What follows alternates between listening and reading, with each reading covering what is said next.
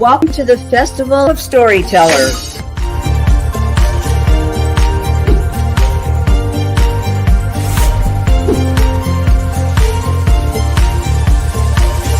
I thank everybody that's involved with this process because we know writers need readers and writers need publishers.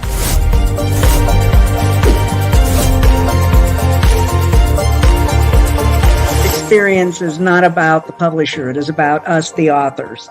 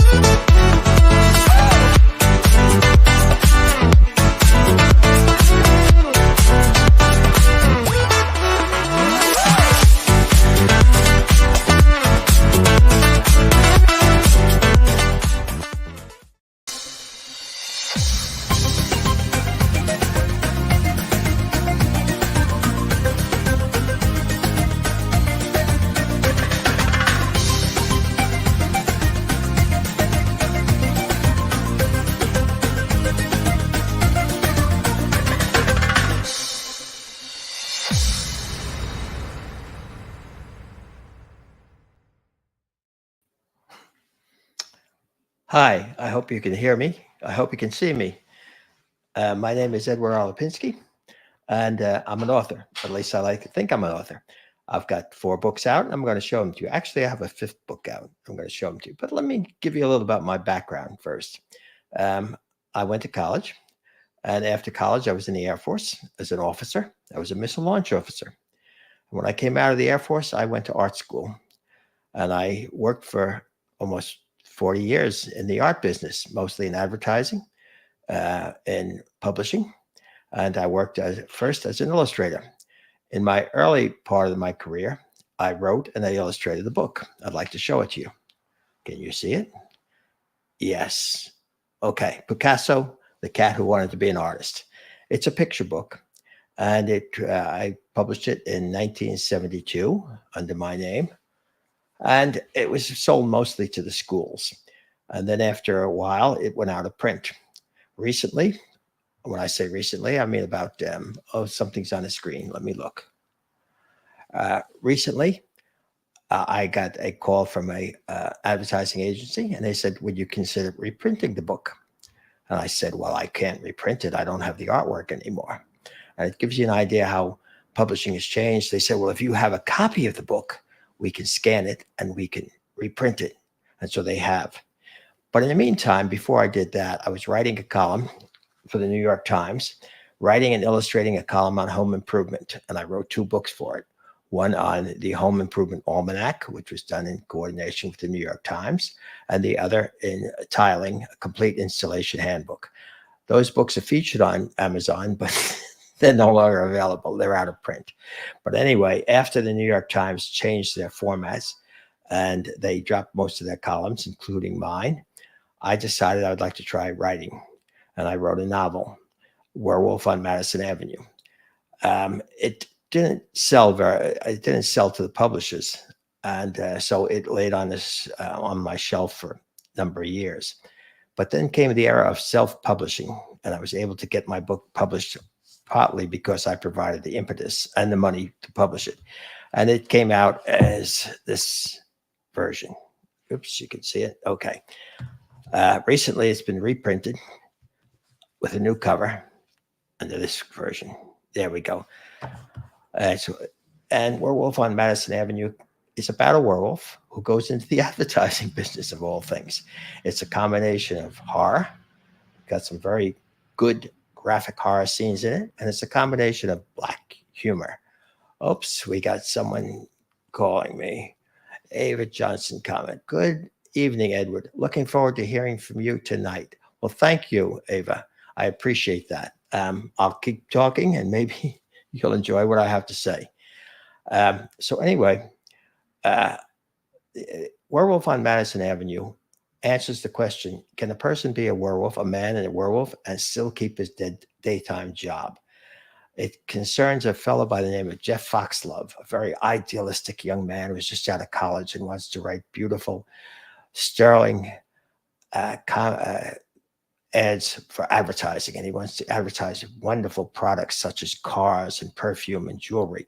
But unfortunately, he enters the world of advertising through a very shady and underhanded advertising company, the Cudmore Advertising Agency, and it's run by Damon Cudmore, who's an unscrupulous schlockmeister. He'll sell anything any way he can, and he teaches Jeff the ways of sleazeball advertising. Jeff doesn't like that, but he does it, and he's quite good at it. And then he decides that maybe he's had enough of the advertising world for at least a time being. So he goes to the Yucatan for a vacation, just to take time off and get away from advertising. And that's when, in the middle of the night, he's attacked by the creature of the night, the beast of the night, who turns him into a werewolf. He doesn't realize it at the time because at the morning after the attack, whoops, got someone else calling. We're glad. Okay, enjoy your live session. Thank you very much. So anyway, after the attack, he returns to New York, believing that everything is normal again. But then on the night of the first moon, the first full moon, he becomes a werewolf. And he kills people. Another graphic scene. He decides to turn himself in. But his boss, the unscrupulous Damon Cudmore, says, no, Jeff, you can't give up your career as an advertising man just for that. Trust me, I'll find a way to keep you from killing. And he not only finds a way to keep Jeff from killing, but he also uses Jeff for an advertising campaign. After all, a werewolf is a hairy beast, so you can make shaving commercials, shampoo commercials, hair conditioner commercials, and so on. Unfortunately, things do not go well because Jeff gradually starts to lose strength, and because his very nature is to go out and kill. So how can he become a werewolf and still be an advertising man? Well, the answer is he does it. He tries to lift the curse of lycanthropy, to get away from being a werewolf. And to do that, he goes back to the Yucatan to see if there's a cure for lycanthropy. And that's what the story is all about. Being an advertising man and a werewolf at the same time. Can you show us a book title, Echoes of the Past? Yes, I am going to do that. Stay with me. That's the fourth book. I've already done 2 books now. I'm going to go to another book, and then we're going to do Echoes of the Past. I'll talk about that. But thank you for asking, Kiara Bell. Okay. So Werewolf on Madison Avenue, as on all the books, is available on Amazon.com, BarnesandNoble.com, and ReadersMagnet.com. We're also working to try to get it into the bookstores this coming month. I hope to be successful in that. Let's talk about the next book now. The next book is Visions of Destiny. Cover. There we go. Visions of Destiny is about a fellow by the name of Henry Gainsworth who displays at a very early age the ability to get glimpses into the future. Now, he doesn't see everything in the future. He can't, for example, see who's going to be in the next election or who's going to be in it or win it, but he'll see something like a car incident that's about to happen. Oops, another question. Edward, can you talk through the process of writing the book? Oh, that's a good question, and it's a very difficult to answer. The first part of writing a book is to get inspiration. And people often ask me where I get my source of information. For example, where did I get the idea for Visions of Destiny? Well, I was listening on the radio one time to a news broadcast about some people who were involved in a scandal on Wall Street because they were using insider trading. And I wondered what would happen if a person had the ability to see into the future and used that ability to buy and sell stocks. That's exactly what happens to Henry Gainsworth. He finds a way to use his ability to see into the future and profit from it, but it doesn't last. So once you get the inspiration, then it's a question of sitting down to write it. I don't have any strong techniques for writing. I don't, for example, start off with a preconceived notion. I just have this image in my head, and I don't sit down to write it the minute I get it. It gels in my head. I think about it for months on end, and then finally I get the whole story out. I get a pretty good idea where it's going to start, where it's going to begin, where it's going to how it's going to progress, and where it's finally going to end. And that's it. So then I can actually sit down. So at that point, I pretty much know what I'm going to say. I don't have the exact words. I don't have the exact descriptions, but I can start writing, and I don't have writer's block for that reason. So anyway, that's kind of the process I have. I keep going over it, and I kind of work on stories in my head first, and then put them down. I don't sit down and say, I'm going to write a novel. What shall I write about? I have a pretty good idea before I start to write what I'm going to say, and that's what I do. So that's what Visions of Destiny is all about. I had a pretty good idea what would happen if a person could see in the night. In Werewolf, what would happen if a person was a werewolf and he was trying to keep his job and become a normal person? Could he do that? Those are some, I keep asking myself these questions, and they lead to scenes and to chapters and to adventures. And that's what I am. So that was the impetus for Werewolf on Madison Avenue and for Visions of Destiny. There are some authors and some teachers who have techniques for writing. I've never studied with those teachers. I have taken a few courses in advanced exposition, and I had a background, as I say, in the New York Times, writing not fiction, but writing nonfiction, how to. And let me see. Eleanor commented, "What life lessons can we learn from the books?" That is what you'll have to do, find for yourself. I don't write books with morals. An lesson at the end. It's not Aesop's fables where all of a sudden the fox doesn't get the grapes and it means something. People who have read my books have gotten different things out of them, but I don't set out to say, this is the lesson you can learn. I'm not a didactic type of writer. I write a story for the sheer joy of writing and hoping that the reader, when they read the book, will get some enjoyment out of it. That's really what I'm writing for, so that the person reading the book will say, gee, I enjoyed that. Maybe it'll shed a tear. Maybe they'll, oops, another question. What genre are you leaning more to? Oh, that's a good question. Each of my books is different. I don't write in serials, although when I talk about Echoes of the Past, it will seem like a serial. But Werewolf on Madison Avenue is a kind of horror, black humor type of story. Visions of Destiny is a little bit of a fantasy. And the next book I'm going to talk about, where is it? Okay, Echoes of the Past, Part 1 and Part 2 is kind of an adventure romance story. So let me skip to that, and you'll see that there's no real genre. I don't write science fiction. I don't sit down. I just write a story. And the story I'm working on that is on a computer right now and not print will be a Western. But anyway, Echoes of the Past is a long book. It was over 600 pages. And the publisher and I decided we just can't print one volume because it would be too expensive for the reader. So we decided to break it up into two parts, Part 1 and Part 2. They're both self-contained stories, and it's about a young woman by the name of Audrey Totter, who has never seen her father. She's just graduated from college. She's about 22 years old, and she's never met her father. Her father disappeared before she was born, and she wondered what happened to him. And she asked her mother, and her mother is very closed-lipped about it and tight-mouthed and said he disappeared because there was another woman. But she wouldn't say anything more. So Audrey, on her own initiative, her own impetus, starts to track down people who knew her father and see if they could provide some clues. And after a while, she finds out that her father is still alive, and he is running a plantation a rubber plantation in Malaysia. She decides to go there and find him and ask him the questions. What happened? Why did you leave? Another question coming up. What is the ultimate aim for the book, Werewolf on Madison Avenue? Another good question. My ultimate aim for all of my books is to get them into stores, to put them before the public and have the public read them and like them. I've gotten some good reviews.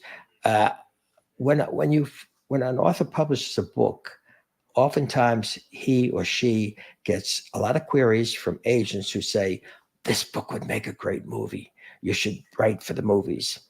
And as a matter of fact, someone has already approached me for that. And the screenplay is in progress right now. Another question. Fan from San Diego.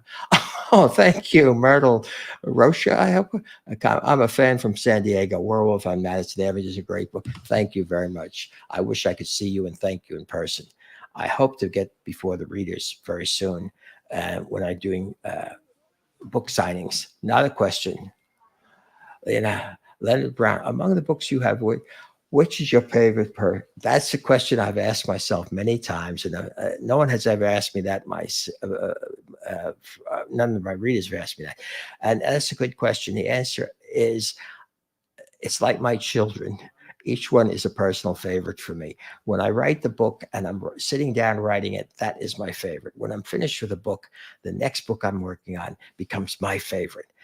It's only when I pick up the book and read it over again, I say, oh yeah, I remember that moment that I wrote that I liked. But in most cases, once the book is on the shelf, I don't forget about it, but it's out of my mind. And the next book I'm working on becomes my favorite. I like all the books I wrote. If I didn't like them, I wouldn't put them before the public. I wouldn't ask you to like them if I didn't like them.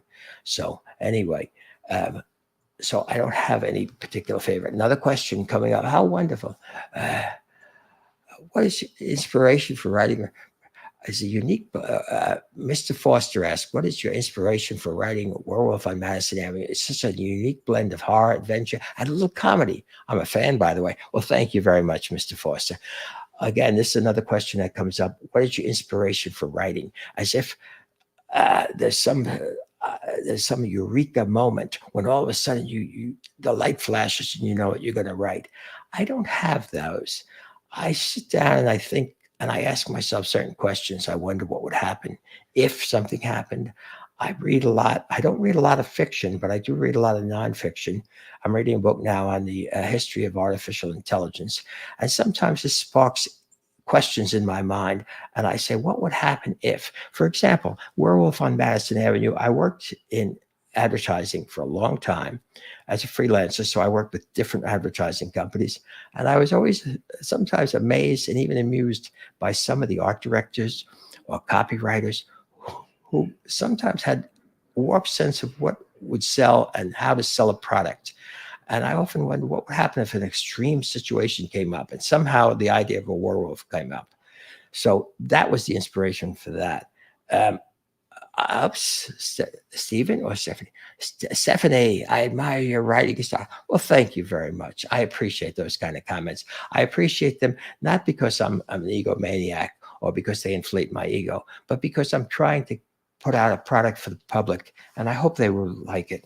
Another one. Did the stories you read when you were younger influence your writing today?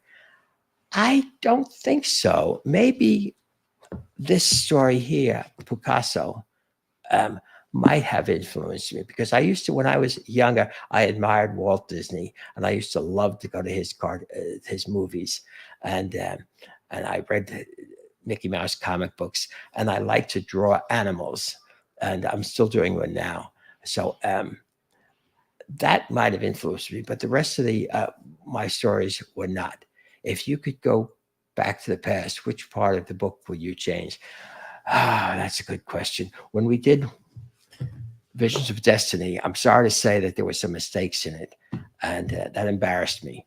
But I went through the whole book again. I didn't change the story, but there were some typographical errors in it, and we have reprinted it and came out with a new edition, which is if you order it now, that's what you'll find.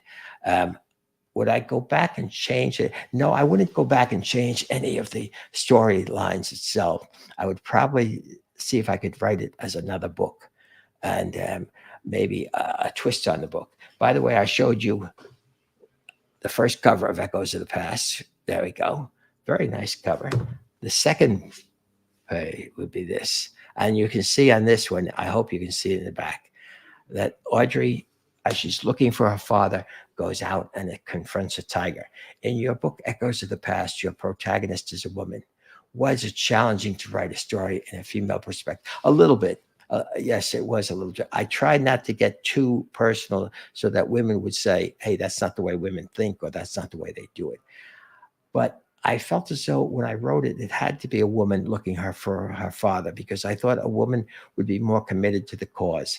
And it had to be a young woman, because as women get older, maybe they get married, and maybe they have a family, and they would be less concerned about going out looking for a long lost father.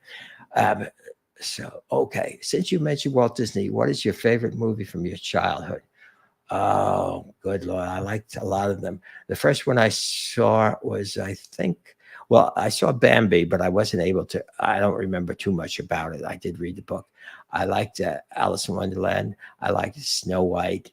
And my mother took us, my brother and I took us to see Cinderella, and she really liked that. And I did too.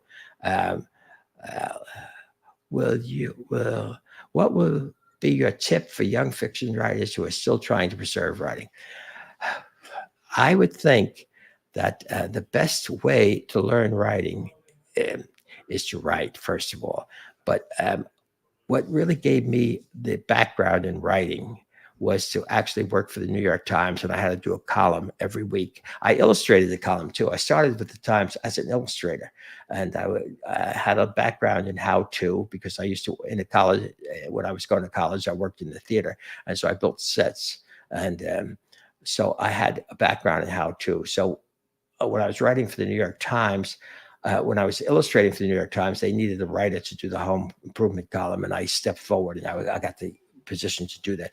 But having to write something, a deadline like that, is really a good experience.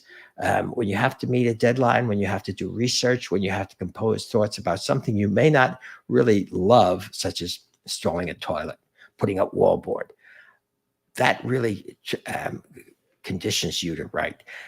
If you could do that, that would be very good. Now, Paula J. Forrester said, do you feel young when you write books meant for young readers? I try to put myself in the position. That's a good question. When I'm writing, I try to put myself in the position and think of what I would do in that situation. And yes, there is a sense of youthfulness.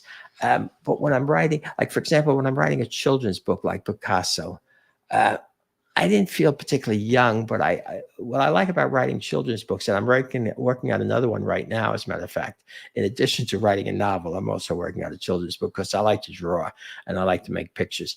I like writing children's books because they simplify the emotions. And when you talk, this is a story about a cat who wants to be an artist. And so it's just a simple desire working at it. Now, I had the same desire when I started wanting to be an artist and an illustrator, and I did become one. But of course, you run into a lot of other problems, such as making a living, earning money, having a personal life. And when you write a children's book, you don't have that. You just write the simple thing about a cat. He's not out looking for a mate. He just wants to be an artist, and he has a very ingenious way of finding success. So I don't know if I feel particularly young or empowered or anything. I just wonder what I would do in a situation, or what this character. I try to write about characters and delineate them, and offer, make them three-dimensional and come to life. And then when I do that, I try to think, how would they respond? How would they act in a certain situation? I don't know if I feel particularly young, but I do feel a little more challenged, and I do feel like I'm entering another world. For example, when Audrey was going to Malaysia, I tried to research a little bit of that and to understand what it was like. And she's walking through the jungle, hoping to meet her father. walking through a road through the jungle, and then she realizes she's being stalked by a tiger. And I wonder what that would be like. And I try to recreate that scene. So it's not a question of feeling young so much. It's just a question of feeling uh, in a different environment. And that can be very exciting. And it's very nice to be able to do it in the privacy of your own studio without having to know that the tiger is coming after you. Anyway, so that's uh, so that's one of the joys of writing, is that it allows you to express your imagination and go to places. Ah, Miss Johnson's coming. Your background, your art background is amazing, Ed. Thank you very much. It was amazing at that time, but the art world has changed quite a bit. When I first started writing, I worked in pen and ink, I worked in paints, and Picasso I did in markers, um, because that's the way we used to do it in advertising. They used to do what we call comprehensive rendering of an ad, but now everything's done on computer, and so it's not the same. Well, Hemingway would say it's not the same. Nothing is the same anymore. What is your advice for aspiring authors? I think that when you're starting to write, I think the best thing is to go with your imagination, to try to write good description. Ernest Haycox, who wrote a very good Western novel called what was it? Bugles. It's about the story of Bugles in the Afternoon, he wrote, and it's about the story of Custer's last stand. And his advice, he said, well, if you want to start writing, describe the branch of a tree, and after you've done that, rip it up and do it all over again. Now that sounds like inane, almost superficial advice, but what he's trying to say is sharpen your powers of description. Be able to write and describe a scene so well that it will appear real to the reader. So that's the important thing.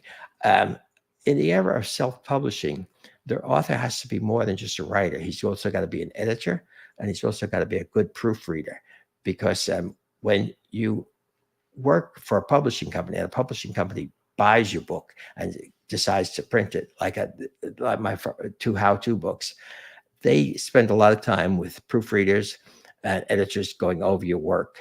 But when you're self-publishing, you have to be able to do all of that yourself. And you have to look at your writing with a very critical eye. And so the writer today a young writer today has to start off paying attention to his grammar. And by the way, I'm using the editorial he here. I mean, when I'm talking about writers writers exist as excuse me. Let me just have a drink of water.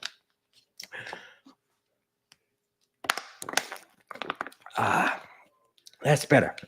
Writers exist as men and women, and there are some very, very good women writers out there. But anyway, and good men writing. But anyway, starting off, first of all, be able to write good, clear sentences. Hemingway was a master of that, of course. And be able to describe good scenes, sharpen your powers of description. And but also keep in mind one thing today. If you're starting out as a writer, the field has changed considerably, because now publishing companies don't want to handle new writers. They like a writer to have established some sort of credentials. What drew you to writing books for children? Is there a particular age group or topic that you enjoy exploring? No. What drew me to writing children's books, and what draws me again to it is I like to draw simplified characters, usually animal characters, because they can typify or exemplify certain emotions. You could make, if you wanted to talk about pride or something, you could have a lion puffed up, you could have a peacock. So the character, the animal, can personify a certain attribute, a certain emotion, a certain feeling. And it's very hard to do that with a human being. And also, when you enter the fantasy world, you can take a lot of liberties. Like, for example, a cat who wants to be an artist, and simplify the situation. So, but I like to draw. I used to draw. I started drawing before I knew how to write, because my brother and I used to draw a lot with crayons. And when I got into grammar school, I found I could really draw. And sometimes I was the best one in the class. But I couldn't say that about writing. But I learned to write later on when I got into high school, because I had some very good teachers who encouraged me to write, not necessarily fiction, but just to write. Anyway, let me just have another sip of water here. I beg your indulgence. It is water, by the way. Anyway, so getting back to writing, you've really got to actually, when you start to write, also set up a work ethic when you're going to write regularly, and stay with it. And but I don't have any set rules for writing that I could tell you about. I couldn't say write the beginning to the end, or write the end, start to the middle, or something like that. There are writing teachers who do that, but I've never been able to. I don't have a formula for writing. And William Faulkner once said, the biggest mistake a young writer can make, is to start off with a preconceived notion of what writing is all about, and just follow that plan. Okay. Okay. This has been delightful for me. I thank you for your comments. I thank you for listening to me. I thank you for the people who've actually read my book and has said some very nice things about it. I hope that you'll continue to look for my books and work. And I thank you very much, ladies and gentlemen, for your comments and for listening to me. This is what makes a writer, what makes writing really pleasurable. When you get to meet with or talk to some of the people and they say, hey, I liked what you did. It makes life much more enjoyable. Thank you very much, ladies and gentlemen. And okay, and I'll repeat one more time. You can buy my books at this time online, Amazon.com or BarnesandNoble.com or ReadersMagnet.com. I have a website, booksbyedward.com, and my books are featured there. But I hope to have at least Werewolf on Madison Avenue in the stores within a month or two. And then and if you're in my neighborhood, I hope you'll come by, and I'd like to see you personally. But thank you very much for this wonderful opportunity to talk with you. I wish I could have seen you as you could see me. I bet you all look a lot better than I do. But anyway, thank you very much. Okay. We still got, I think we've got